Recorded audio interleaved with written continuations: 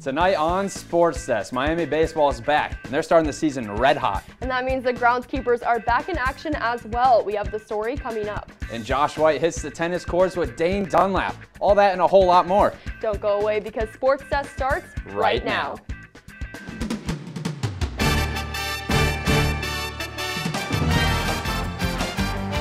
I'm Ed Reed, and you're watching SportsDesk.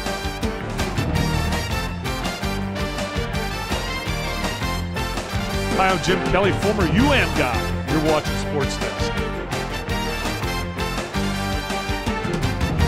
What's up? I'm DJ Williams, and y'all watching SportsDesk.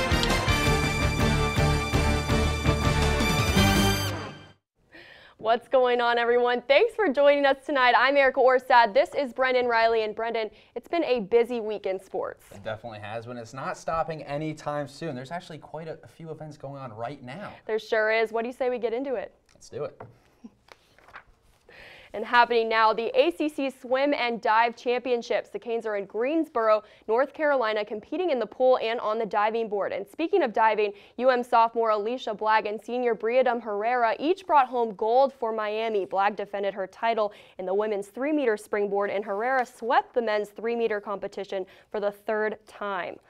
Also, the 200-meter relay team is breaking school records. They beat their previous time by about 1/10 of a second. Swim and dive will be competing in the championships through Saturday. And Canes track and field also made their way to the ACC Championships this weekend. While the last event doesn't end until 8 p.m., the Canes have been making a mark all day in Virginia. Tristan Schultes got Miami off to a hot start in the high jump, tying David Njoku for the second best mark in UM indoor history. Andreas Christodoulou placed third in the men's heptathlon, and Tiago McMinn ran a personal best time of 8.04 seconds in the 60-meter hurdles. But the main star of the meet has been senior Michelle Atherley, who continues to shine for the Hurricanes. Atherley swept all 5 events in the women's pentathlon, finishing with a score of 4,498 points. This broke the record for best overall score in both UM and ACC history. Atherley has already received several accolades for this season, including ACC Field Performer of the Week honors. The Hurricanes baseball team started off the season with an offensive explosion. Yeah, that's right, Erica. They started out 4-0 and outscored opponents 46-11. How has the team kept up their dominance during the first week of the season? Reporter Ellie Perigo went out to the light to find out the answer. Hurricanes baseball kicked off their 2019 season with a 3-game sweep against Rutgers, followed by a midweek win against Florida Atlantic. The offense stepped up this past week, starting off the season with 20 hits in Friday night's opener against Rutgers. Definitely our hitting with men in scoring position. You know, when we had people on base, we executed, we moved guys over, and when they were in scoring position, we got them in. So that was a big thing for us. Miami's hitters continued to gain momentum. Standout first baseman Alex Terrell is leading the team in home runs with 4 in the first week. I just feel pretty locked in personally, and we've been working really hard, and it's paying off for us. Hurricanes baseball is coming off a hot weekend, and it all stems from Gino DiMari's intensity and passion for the program. All week before practice and leading into Friday, he wanted to set the tone right for the entire season. We had to come out, a lot of energy. From the first pitch, he wanted everybody to be ready, everybody locked in, focused, because we couldn't let up. We had to go into the weekend expecting a sweep and get a sweep. I'm happy overall with everything, but there's always work to be done. At the end of the day, I tell our guys, I said this many times in front of you guys, and we have to get better and better and better every day. We better not be the same team at the end of the season that we are now. Coach DiMari is off to a historic start as the program's new leader. The first-year head coach and many freshman players are already making an impact on the program. Freshmen look pretty comfortable and pretty confident. I don't know if that's just from playing all fall or if they just came in that way, but everybody looks like they're a little bit more used to it than last year. Freshman Anthony Villar hasn't missed a beat after finishing the Rutgers series 7 for 11 with 4 doubles, 8 runs, and 4 RBIs. He credits his success to his new coach. He pushes everyone, like every player, to motivate each other, you know, like pick each other up. One's down, just tell them, just get the next one, you know, and just always be high energy, high intensity the whole game, no matter what. Starting tonight, the Canes go into their second 3-game series of the season, but this time against reigning national champions, the Florida Gators. Obviously, it's going to be a little, hostile up there in the environment. I think we're going to have to stay within ourselves. We're going to have to play our game, Just going to have to take it as another game, one game at a time starting with Friday. Reporting for UMTV, I'm Ellie Perigo. Hurricanes baseball is undefeated to start the season, but how will they fare on the road? Right now they're up 2-0 over Florida as we speak, and Maxwell Trink and Simon Lehrer break down the Canes' hot start and what to expect from this weekend's series in Gainesville on this week's edition of Inside Pitch. Guys? Welcome to Inside Pitch. I'm your host, Simon Lehrer, alongside Maxwell Trink. Max, the Canes are off to a hot start, 4 wins to start the season. How have they gotten it done so far? Well, pretty much when it comes down to it, it's been hitting. Miami has had a couple of dominating starts from their pitchers, but their hitting has just been out of this world. Not a single game over 7 runs for the Hurricanes. Absolutely monster numbers for the Hurricanes right now. And when it comes down to these sophomores and freshmen that are coming into the lineup, Tony Jenkins didn't play a lot last year. It was really Hunter Tackett's role in the outfield. He comes in this year batting significantly better than he did previously. Also on base, he can steal. He's very quick. So definitely a huge addition for him. Jordan Lala, the freshman, coming out of nowhere for the Hurricanes, batting over 300 as well for Miami. And also the biggest story right now is Alex Terrell. The hit below the Mendoza line last year, 160 hitter about. But Miami really was able to come back, change up his approach, and make sure that he was going to be the Yonder Alonso type of first baseman that Miami needs. And he's batting over 300 now. The Hurricanes really have been dominating because of him. Has 4 home runs of the year, 2 home runs in the FAU game on the midweek. So Miami has really had a lot of clutch hitting from Alex Terrell. You mentioned Alex Terrell having a killer year. Who else is making an impact so far in the offense? The freshman. 2 guys that are really killing it right now, Anthony Villar and Adrian Del Castillo. Villar hitting over 600 in the Rutgers series. And Adrian Del Castillo, one of the sweetest swings, doesn't swing without batting gloves. Pretty much what he does is he just comes up, natural swinger, bat ball, hits the ball pretty well. For the Hurricanes, a sweet swing for Miami. And pretty much the Hurricanes have really relied on these freshmen coming up in big situations and stepping up and dominating it right now. All right, well, a sweep over Rutgers probably felt pretty good for Miami. I bet a sweep against the Florida Gators would feel a whole lot better. How can they get it done in Gainesville? It would be very, very sweet for sure, Simon, but pretty much what's going to have to happen is the freshmen and sophomore players just have to step up and continue to dominate. Florida's in a very similar situation to what Miami was in last year. A lot of freshmen, they lost a lot of guys to the MLB draft. When you lose a guy like Jonathan India or Brady Singer, it's just going to change up the dynamic of the team. Coming off of 2 midweek losses, the Florida Gators are really in a weaker position, and Miami needs to take advantage of that with strong starting pitching, especially from Sunday starter Brian Van Bell, and absolutely monster hitting. I take Florida losing to Miami 2-1 in the series. Well, thanks a lot, Max. That's all the time we have for today. Back to you guys at the desk. And the Canes are off to an undefeated start on the diamond, thanks in part to a team of dedicated workers behind the scenes. UMTV reporter Zach Hamilton takes a look at how the Mark Light Field groundskeepers keep the ball rolling. For America's greatest pastime, the unsung heroes are the groundskeepers. You know, a lot of people don't understand how important groundskeepers are to the game of baseball. You know, without groundskeepers, you know, the athletes wouldn't have a safe, reliable playing surface. Canes baseball players and coaches alike believe Eric and his staff play a vital role to their success on the field. If we ever have any issues, Eric's always talking to us, making sure that whatever we need fixed is always ready to go. It's low cut, the ball, you know, doesn't snake and move as much when you're coming in to field it, and you know, like I said, he's doing a great job, and you know, we're thankful to have him. Without a doubt, without a good groundskeeper like we have, like Eric, which is extremely passionate about his job, he's out here real early. He starts watering the field at 8 a.m. Then he waters it again at 11. Then he waters it again at 1. And he does that to make it soft enough because that's the way our infielders like it. An excellent playing surface has propelled Canes first baseman Alex Terrell to a hot start to the season at the plate with 4 home runs.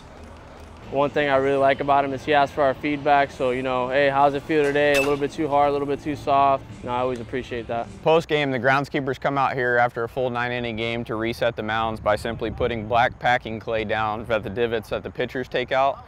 And they come out here and they just tamp it back into place for a smooth playing surface for the next set of games.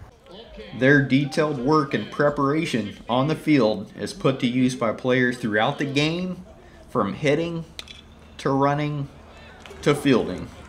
Reporting for UMTV, I'm Zach Hamilton. Coming up, we break down the rise of Miami's women's basketball and what the men's team has to do to save a disappointing season. Don't go away.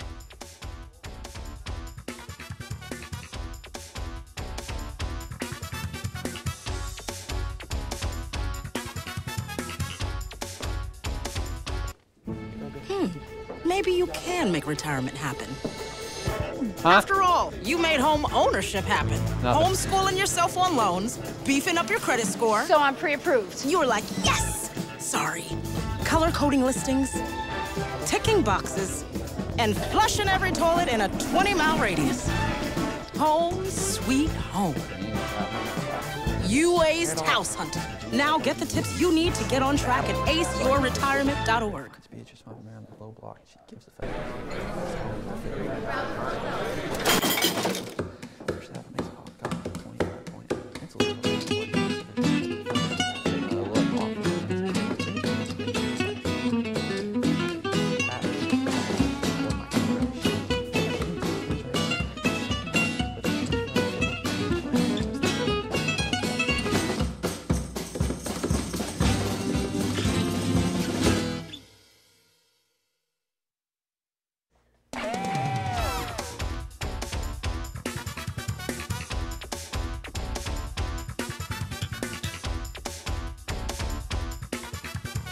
Hurricanes tennis open ACC play today against Georgia Tech. The Canes are ranked number 35 and started the season off with a dominating win. Miami was highlighted by number 24 ranked Adria Soriano Barrera, who dropped the first set but rebounded with strong performances in the final 2 sets to take the match.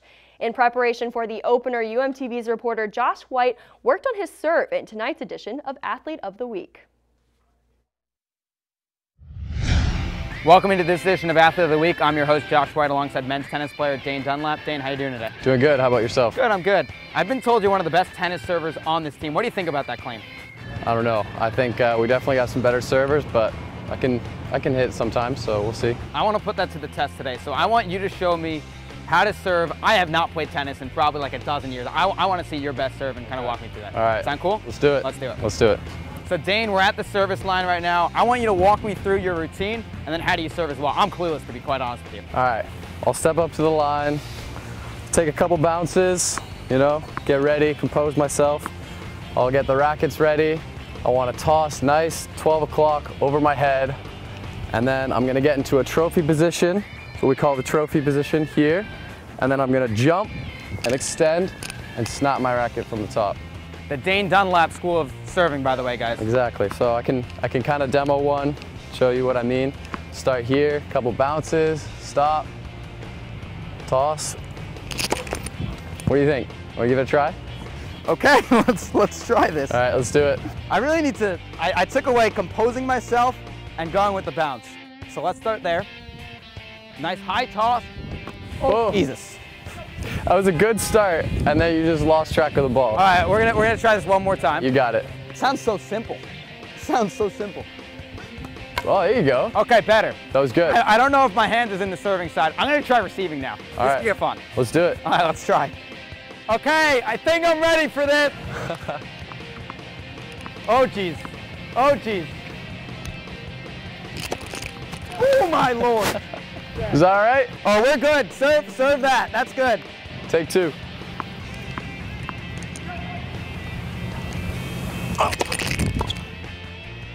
Contact! Yes! Is a challenge. It's going this way. Oh. All mental. It's all up here. It's all mental. Yeah, I'm not getting to that. That's not happening. All right, what if I put a little spin on it? Okay. Oh, geez. High fly ball out to deep left. Oh, wait, sorry, wrong sport. Here's the pitch. Corral out towards left field. That one's far back. That one's at the warning track. That one is gone. I'm ready. I'm backing up, honestly. Whoa, okay.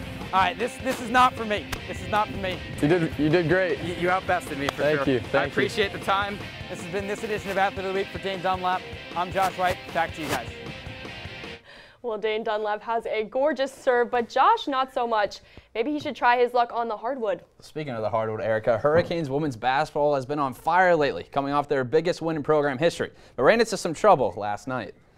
Canes traveling to Blacksburg where they squared off against the Virginia Tech Hokies in an ACC battle. Let's go to the first half. Starting in the first quarter, Micaiah Gray finds Beatrice Montfamir on the low block. She gives the defender a shake and bakes it home with a fadeaway to get things started for the Canes. Later on in the first half, Amasa Hoff, coming off a 25-point outing against Louisville, works the Virginia Tech defender. Let's take another look. Hoff with the fancy footwork, creating space and getting the easy basket. Miami lead 35-31 at the half. Now into the third quarter, Micaiah Gray was on fire. She hits the three from the corner right there, and then later on, she takes the three again and makes it with the foul to give Miami the lead again. But then going on, it was the Taylor Emery show down the line. You see her right here hitting this three-pointer from straight away, and she had 24 points and 16 in the second half to give Virginia Tech their first win in 8 years, 73-65. Our Hurricane Hang Time crew is here with more to see what's ahead for Hurricanes basketball. Guys?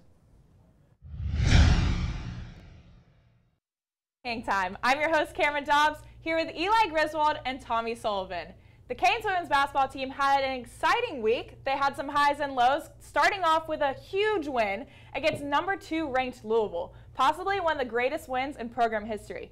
But then just last night, they lost to an unranked Virginia Tech team. Eli, what went through the Canes this week, including their highs and lows? Yeah, so definitely, as you mentioned, a week of highs and lows for the Hurricanes. The obvious highlight of the week with that win against Louisville. Louisville ranked number 2, Hurricanes going on the road. Huge win for the program. Amasa Hoff on offense stepped up, 25 points, 7 rebounds, and 5 assists. Great game for her. Laura Cornelius getting on the action with 16 of her own and shooting 2 of 2 from beyond the arc. And the Hurricanes able to shut down star Louisville guard Asia Durr, who only had 16 points while shooting 1 of 10 from beyond the arc. So a great performance all around from the Hurricanes. Moving on against Virginia Tech, a rough game for that defense. Hurricanes really struggled to contain Virginia Tech's 2 shifty guards, Taylor Emery and Aisha Shepard. Emery with 24 points, Shepard with 17. Both of them really posed the threat to that Miami defense, and the defense struggling to contain the Hokies' three-point shooting efforts. So if they can kind of lock down on defense, they should be able to have a better performance in the next game. And against FSU in this next game, they have a chance to bounce back and beat a rival. So what do they need to do to beat that?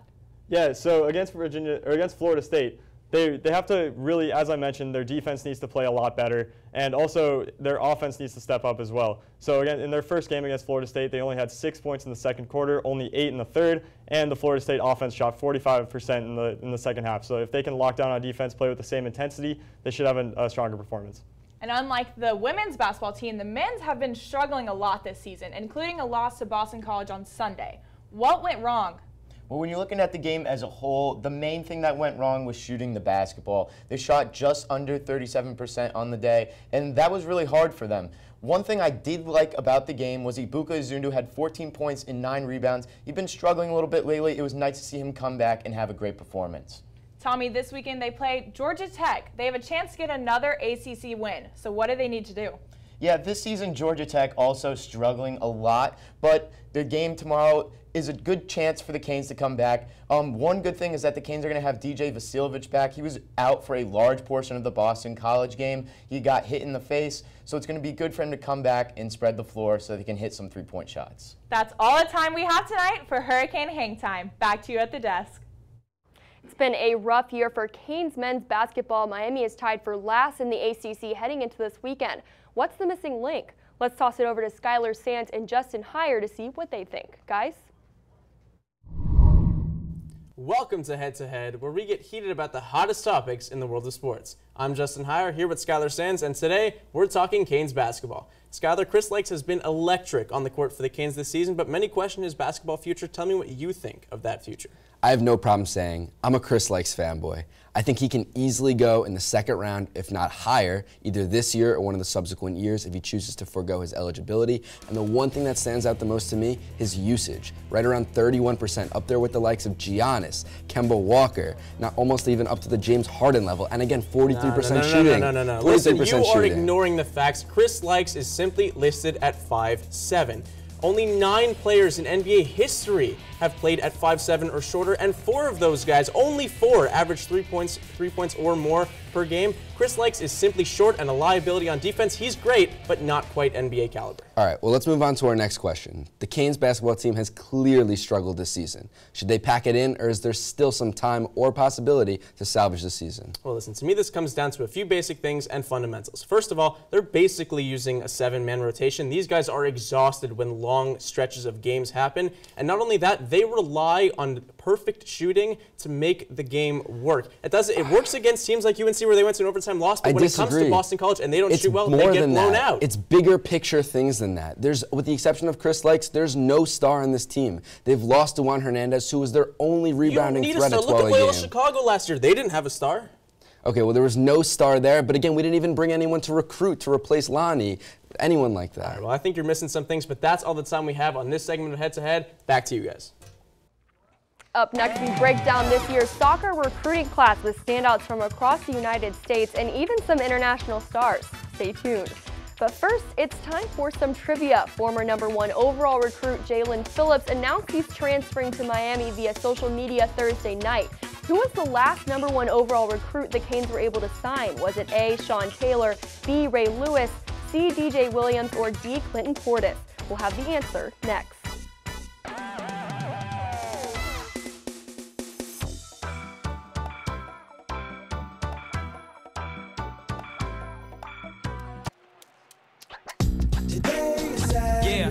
Salad on Saturday, fruit on Friday, throw a ball Thursday. Water Wednesday, touch your toes Tuesday. Let's move Monday, swap us next Sunday. 60 minutes of physical activity a day and eating well can help get your child healthy. So keep them active and eating well every day. Get ideas, get involved, get going at letsmove.gov. That's letsmove.gov. Alrighty, guys, I know that election's just wrapping up, but I heard Brendan has an announcement to make. Yeah, I guess now it's the best time. I'm running for president next year. Yeah, I'm going to be in the vice president's seat. Hi, may I please have an application? Thank you.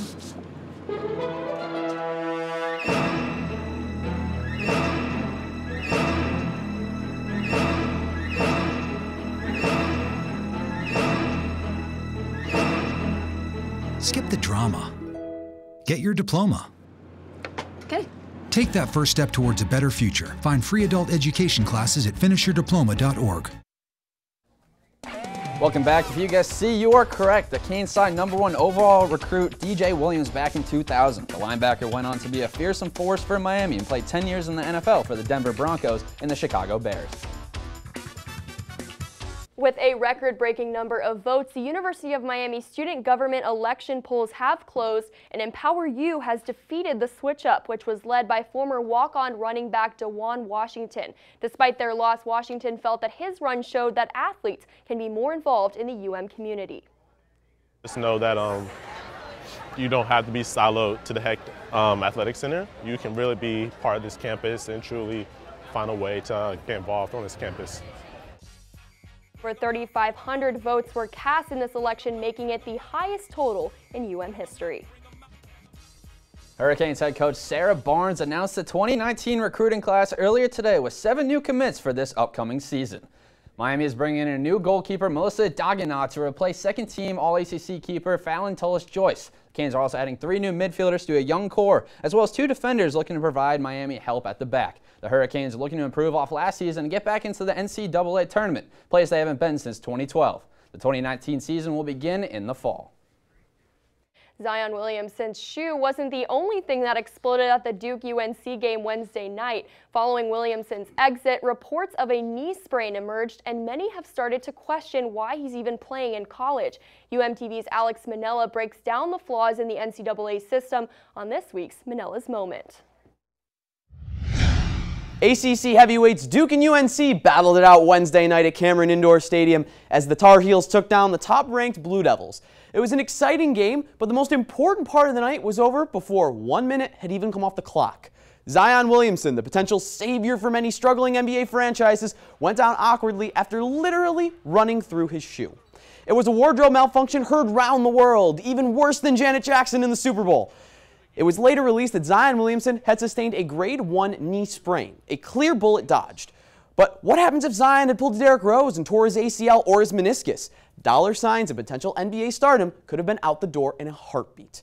We all know that at the end of the day, Williamson and his teammate RJ Barrett are going to leave for the NBA draft after their freshman year, and more than likely will be picked number 1 and 2 overall. They aren't even using their time in college to learn because clearly they both look NBA ready. It's time that the NBA allows athletes to enter the NBA draft out of high school, instead of risking injury playing 1 year in college. Just why not let them go straight into the pros? And I'm not the only one who agrees with this. Just listen to some of these NBA star reactions. Jazz star Donovan Mitchell sounded off on the NCAA and said, quote, "Something has to change." And Warriors center DeMarcus Cousins put it best. He simply said, quote, "College basketball in the NCAA is bull. You know the rest." Change might be happening sooner than we think as well. Thursday, the NBA reached out to the Players Association to see if they agree with lowering the draft eligible age to 18. And if this happens, it'll finally end the one-and-done culture, and players with the talent of Zion can take their talent straight to the NBA without risking injury in college. That's Manilas Moment. Still to come, an incredible play at the Light gets Canes fans off their feet and lands Miami on SportsCenter's Top 10. We'll check it out right after this.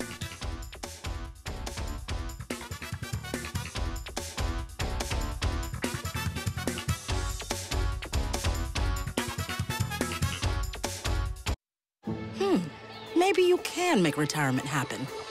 After all, you made this vacation happen. Double points with every purchase? Cleverly merging promotions. Love it. Cross-referencing travel sites. And booking all your flights with those... Vouchers. I got us bumped. They were like, oh. But now they're like... Aloha. You aced this vacation. Now get the tips you need to get on track at aceyourretirement.org. Patriotism. It inspires passionate debate. It's worn like a badge of honor with good reason, because it means love and devotion for one's country. But what really makes up this country of ours? It's the people. To love America is to love all Americans. This year, patriotism shouldn't just be about pride of country. It should be about love. Love beyond age, sexuality, disability, race, religion, and other labels. Because love has no labels.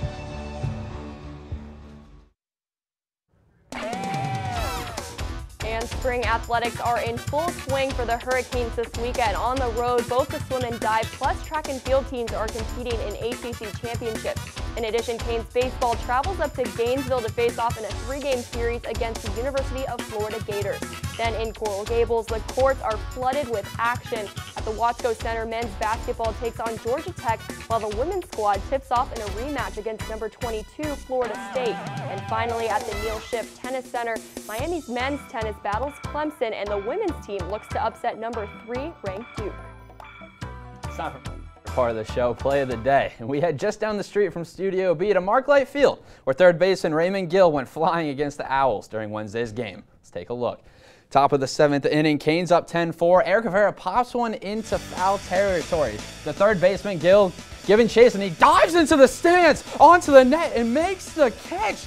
Can you believe that? He had no self-awareness for his body. He dives into the net, towards the people, into the stands, and makes the catch. What a web gem right there for Gill, as his pitcher Valise appreciates that one right there. He's excited. Now the Canes are able to win this one and improve to 4-0 on the season. That's your Play of the Day. Take you to Georgia Tech, where one football coach just seemed a little excited at practice this week. Okay, yeah, just your average amount of voltage here for defensive coordinator Andrew Thacker. I think this man may have had a little too much pre-workout this morning. And would you like some coffee with that? 2 sugars maybe? And wait, it gets even better.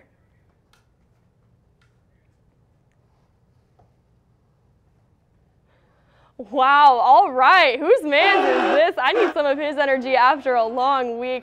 Definitely an explosive, crazy atmosphere there at Georgia Tech, Brendan. Yeah, definitely. But I feel like me and that guy, we would be great friends. I think you guys would be great friends too. I see a Play of the Day with you two coming together. How about you? That would just be a straight electric factory. It definitely would be. But that's all the time we have for today. Thank you so much for joining us. We'll see you next week right here.